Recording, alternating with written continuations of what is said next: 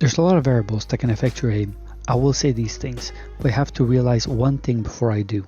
If you have good aim, then you have good aim, no matter the setup you got. Saying that, there are certain things we can do to improve our aim, to actually benefit us into finding our ideal setup and thus our ideal aim. And the first thing that stands out to me is the type of mouse you like. Not the type of mouse that makes you comfortable, but which shapes you enjoy.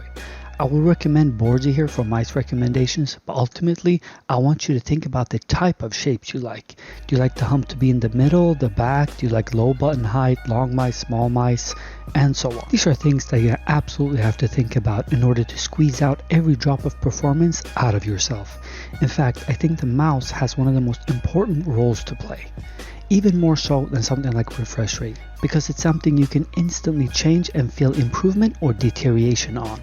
If you want to learn more about the setup I have and why I chose them, be sure to check out the links below. Now I can't choose the setup for you or even tell you which ones are better or not. I can only show you the options and hope you benefit from my thoughts.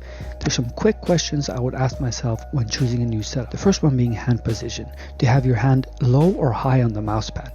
Try both of them and see which one you prefer. Do you like your mousepads fast or slow?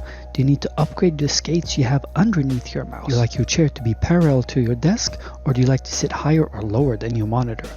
And is your monitor on the correct settings to reduce motion blur and decrease latency, not only refresh rate? Have you optimized your PC for handling games and getting more FPS? Obviously be careful when switching settings and be sure to always be safe. Check out Freethy on YouTube. To see which one is your ideal setup, I want you to do one of these changes.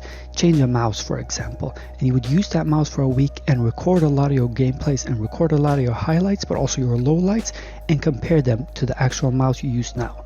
And do this with the settings, chair position, or anything else you like. Hope it helps.